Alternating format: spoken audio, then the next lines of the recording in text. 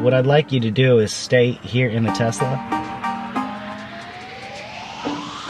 Are you serious? Yeah.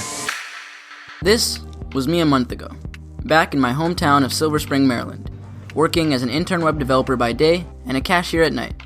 A life of repetition, every day blending into the next. It wasn't always like this, though. I dropped out of college around this time last year and moved to Miami, ready to put in the work doing YouTube full-time. I wanted to accomplish two things: leave a positive impact on people's lives and create content I would be proud of. As you can see, it didn't work out the way I planned. Although it was great at first, I eventually had to come to terms with the fact that I wasn't accomplishing either of my goals. So after a couple of months in Florida, I decided to move back home. And so for the last couple of months, I've been here, constantly dealing with pressure from friends and family to just go back to school, to cut my losses, because there was still hope for me, or to find a sustainable job to secure my future. Under normal circumstances, this might be great advice, but I'm not looking for a life of comfort and convenience. My dream is to seek discomfort, and live in pursuit of spreading love around the world. I sat around day after day wondering what I was waiting for and why I wasn't taking anyone's advice. Then one day, I found Lovetown, and from that point on, everything changed.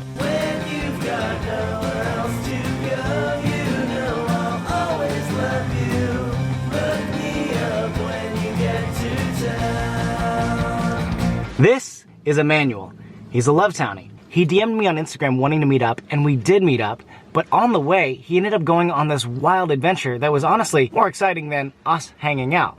And well, I'll let him tell the story. I ended up watching all of their videos that night. Then suddenly, I had only one mission: to meet them as soon as possible. Then lo and behold, a week later, they posted on their Instagram that they were coming to Roanoke, Virginia, which isn't too far from where I live. However, since I sold my car earlier in the year, getting to Roanoke wasn't going to be easy. So I began to wonder, what if I just hit them up and asked them for a ride?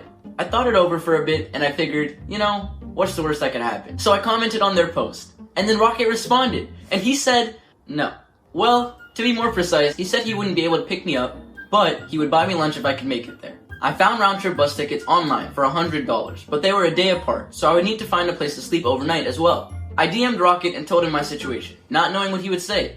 Then to my surprise, he responded. He asked that I send him an email about my life, my joys, and my struggles, so he could learn a bit more about me. I wrote about my trip to Miami, and for my joys and struggles, I told him this.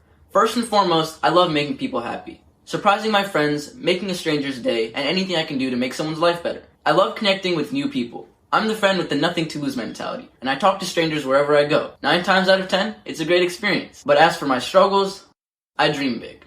I have grand plans to make the world a better place. However, when it comes to planning out the details, I fall apart. I said a quick prayer, and I hit send.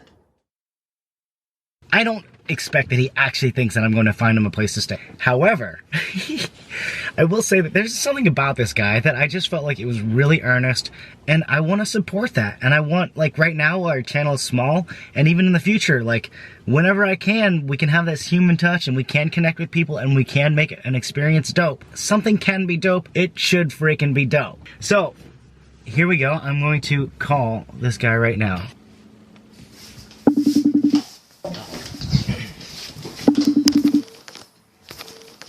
It's happening! Quiet on the set!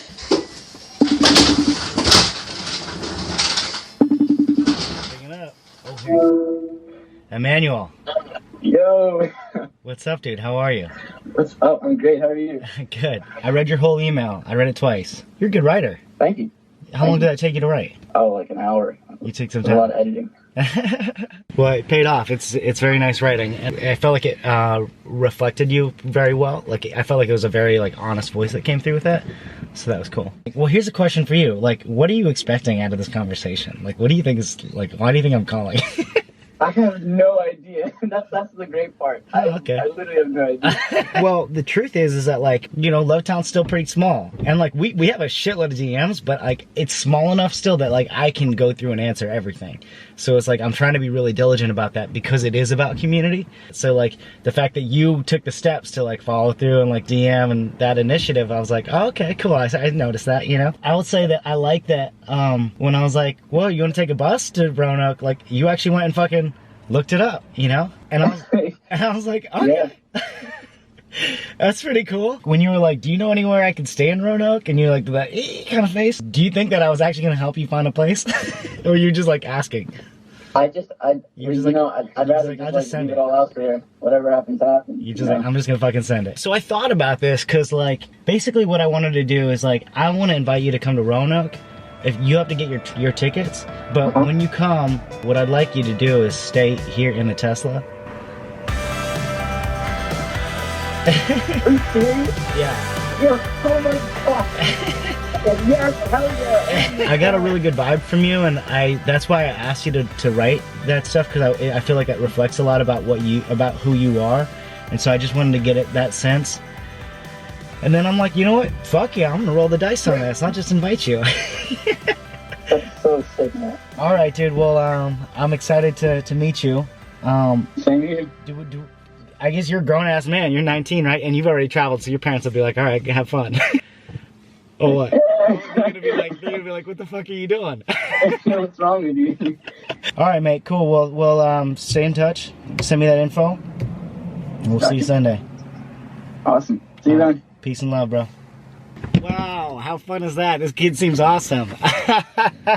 This is the greatest day of my life. People are going to invite us into their homes to shower, to eat, to visit, to whatever, right? Like, people are giving us that trust. So who are we to not extend that trust to others, right? With this kid, it's like, yeah, it is a risk to put him in the car here. But realistically, like, you just saw the guy. If you saw that person and you talked with that person like I did, would you be like, oh, this person's going to fuck me over?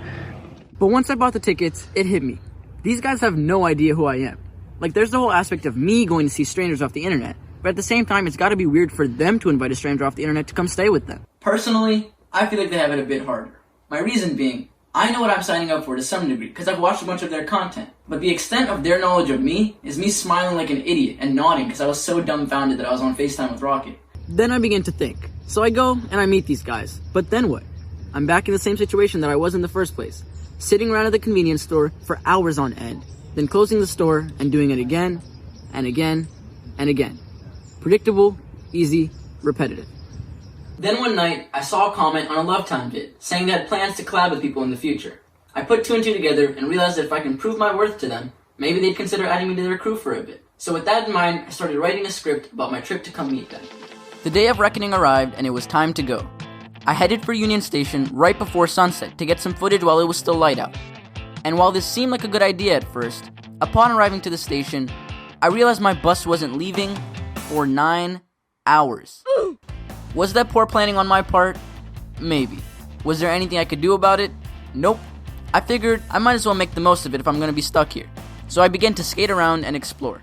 After an hour, I found myself in a McDonald's line, talking to this huge 6'3" dude. When I asked him where he was coming from, he said this: "Oh, I was up in Pennsylvania and somebody was messing with my business, so I had to push him down a 200-foot mine shaft." I said, "That's a good one," and I laughed.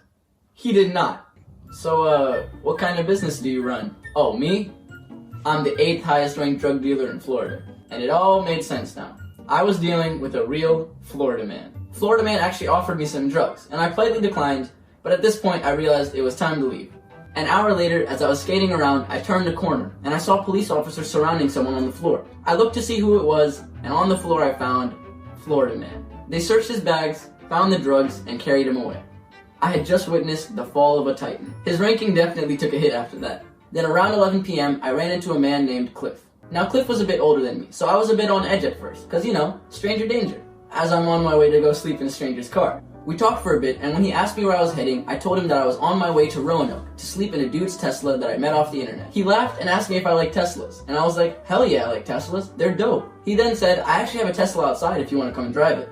Nah man, I'm good. I figured there was a white van outside with Tesla spray painted on the side, and I don't think I would be the one driving. I explained to him that I was so excited to meet these guys that I was spending the last of my money on this trip. He told me that he admired my passion and wanted to help me out. So if I wanted, I could take down his number and he would send me money if I was in a pinch when I got to Roanoke. At this point, I was like, that's super kind, but I can't accept that. Cause who offers a stranger money out of the kindness of their heart? Well, Mr. Beast and David Dobrik, I guess. But he was neither, so this had to be too good to be true, right? As I learned more about him, I began to understand that he was genuinely just a kind dude. In the most unlikely of places, I had managed to befriend someone almost 3 times my age. Since my bus was leaving soon, and I trusted him enough at this point, I offered to walk him to his car. And when we got outside, Right there in front of us, there was a Tesla Model 3. As he was getting in his car, he turned, looked at me and asked, "Are you sure you don't want to drive the Tesla?" And I was like, "Alright, I'll drive the Tesla." And I drove that Tesla. Never in a million years would I have envisioned my night ending like that. Before leaving, I asked him why he was being so kind. Cliff explained to me that he'd gotten to accomplish many of his dreams in life simply due to the kindness of others. As a result, he enjoyed paying it forward now that he was in a position where he was able to do so. I got on my bus exhausted, ready to get some rest. But 3 hours later, we stopped at a station in Richmond to transfer buses. Unfortunately, the next bus arrived in an hour, and I knew that if I fell asleep, I would definitely miss it. So as I sat there, half awake, waiting, I heard a voice. I knew that voice from somewhere. I looked around, and guess who I saw? Fucking Florida Man. I have never been more perplexed in my life. How did he get free from the police and make it to Richmond before me? So I did the natural thing. I went up to him, and I asked, "Yo, what's up? What's up, bro? How you doing?" "I'm chilling, you know what it is." At this point, I realized he was being way too casual for someone that just escaped the police. So I popped the question. "So, what happened at Union Station?" "Oh, that? Nah, I just told them who I was and they let me go." Okay. I went back to my seat in disbelief. I definitely did not fall asleep after that. Then my bus came, and I was finally on my way to Roanoke. Yo. Good to see you, man. Good to see you. Rocky bought me lunch and we spent the first day exploring Roanoke. I got to sleep in the Tesla, and the next day before I had to hop on my bus home, I got to spend my last 2 hours with Danny and Rocky. As my time with them was coming to an end, I remembered that I had written a script about my adventure to come meet them. So I read it to them. And as I finished, I looked up to see Danny smiling and Rocket with a look of serious contemplation. I was impressed by Emmanuel's initiative to not only take an overnight bus to meet us, but to also come prepared with a fully written script. And since my vision for Lovetown has always been to include many voices, I kind of thought that this would be a great opportunity to let him tell his story here on the channel. We said our goodbyes, and as I sat on the bus, I began to reflect on the trip, and I asked myself if I got what I wanted out of it. Going into this trip, I had one rule set for myself, and that was to have no expectations whatsoever. This rule made my trip great from the start. Had I went on this trip expecting to be treated a certain way, or for the Lovetown crew to guarantee that I would get to work with him on this episode, I would be setting myself up for potential disappointment. Going on this trip, ready for anything and with an open mind, made the trip a success simply due to my time at Union Station. The friends I made and the fun I had during those grueling 9 hours was already a great adventure, and it dawned on me that the reason I wanted to go on this journey wasn't just to meet Lovetown, but to experience human connection with strangers, to go out of my way to make friends that I wouldn't meet during my normal life. I think it's safe to say, though, that I went to Roanoke as a stranger and a fan of Lovetown, but left as a friend. If you'd stopped me a month ago and asked me how I thought 2020 would begin, I would have told you that I envisioned myself working at the store every day for at least the next 6 months. But after the Lovetown trip, everything began to fall into place so perfectly, and opportunities arose one after another. So the question now is, as the new year begins, what does the future hold for me? I'd love to work on more Lovetown videos with Rocket and take the time to become the realest, dopest version of myself. I want 2020 to be a year of travel, adventure, and new friends. I want to give a quick thank you to my buddies Eric, Dominic, and Derek for helping me out with the film and animation.